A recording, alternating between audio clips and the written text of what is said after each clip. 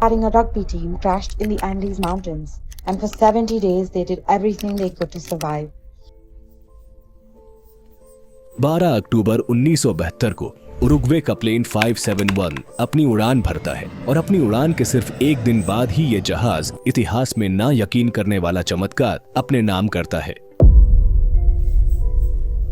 1972 में ये जहाज उरुग्वे के मोंटेवीडियो से उड़ान भरती है। इस प्लेन में 5 क्रू मेंबर्स, 19 उरुग्वे की रग्बी टीम के प्लेयर्स और 21 इन खिलाड़ियों के फैमिली मेंबर्स, कुल मिलाकर 45 लोग इस प्लेन में सवार होते हैं, जिन्हें चिले देश की राजधानी सैंटियागो में एक मैच खेलने जाना था। अपनी टेक ऑफ के सिर्फ कुछ ही देर बाद अचानक मौसम खराब हो जाता है और तेज तूफान शुरू हो जाता है, जिसकी वजह से पायलट जहाज को अर्जेंटीना में लैंड करवा देते हैं। पायलट ने ऐसा इसलिए किया क्योंकि अर्जेंटीना और चिले देश के बीच ही एंडीज माउंटेन रेंज आती है, जो दुनिया की सबसे लंबी माउंटेन रेंज है। यहाँ के ऊंचे ऊंचे पहाड़ शांत होने के साथ साथ उतने ही खतरनाक हैं और इतने खराब मौसम में इनके बीच से गुजरना तो और भी ज्यादा खतरनाक हो जाता है, जिसकी वजह से उन्होंने इस रात को अर्जेंटीना में ही गुजारने का और अगली सुबह दोबारा उड़ान भरने का फैसला किया। 13 अक्टूबर यानी अगले ही दिन इस जहाज ने दोबारा अर्जेंटीना से उड़ान भरी। अब क्योंकि जहाज को लगभग 1 घंटा हो चुका था, वो लगातार एंडिस में उड़ रहा था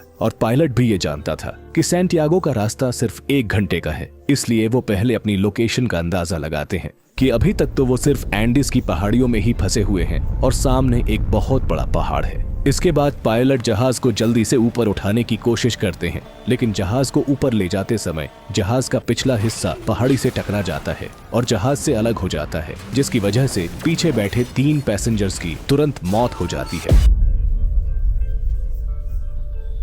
जहाज पूरी तरह से तहस नहस हो जाता है और जहाज में आगे बैठे दोनों पायलट्स की तुरंत ही मौत हो जाती है और अब तक 45 में से लगभग 12 लोग इस प्लेन क्रैश में अपनी जान गंवा देते हैं। जल्दी ही उन्हें रेस्क्यू करने के लिए कई प्लेन्स और रेस्क्यू टीम को लगाया जाता है, लेकिन पूरे एंडीज को खंगालने के बाद भी उन्हें कुछ भी नजर नहीं आता है, क्योंकि जहाज एक ऐसी जगह क्रैश हुआ था जहाँ भारी बर्फ और घना कोहरा था, जिससे नीचे क्या है कुछ भी दिखाई नहीं दे रहा था। अब सिर्फ 28 लोग ही बचते हैं।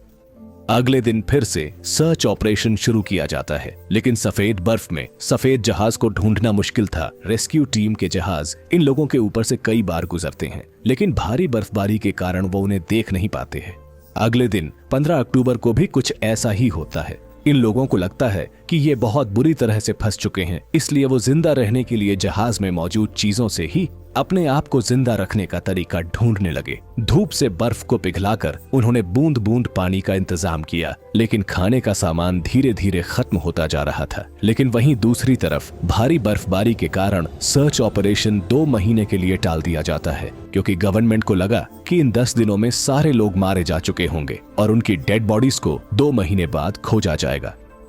इन सब बातों को इन लोगों ने जहाज के रेडियो में सुन लिया था कि रेस्क्यू ऑपरेशन को अब बंद कर दिया गया है। बहुत सारी नाकाम कोशिशों के बाद आज खत्म किया जा रहा है।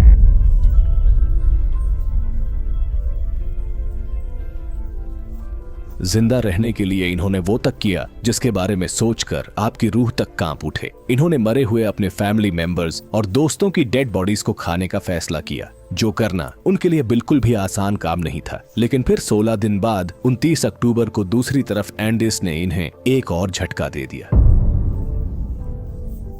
अचानक इतना तेज बर्फीला तूफान आया कि जिस जहाज के टुकड़े में वो सो रहे थे वो पूरी तरह से बर्फ से भर गया और सभी लोग वहीं जम गए, जिसकी वजह से 8 लोगों की मौत हो जाती है और अब सिर्फ 19 लोग ही जिंदा बचते हैं। अब ये फैसला करते हैं कि अगर यहीं रहे तो ऐसे ही जमकर मर जाएंगे। इससे अच्छा है कि यहाँ से निकलकर मदद ढूंढने की कोशिश की जाए। धीरे धीरे इनका खाना वो भी खत्म हो रहा था, लेकिन इन्हें उम्मीद थी कि ये बाहरी मदद जरूर लाएंगे और अपने दोस्तों को जरूर बचाएंगे।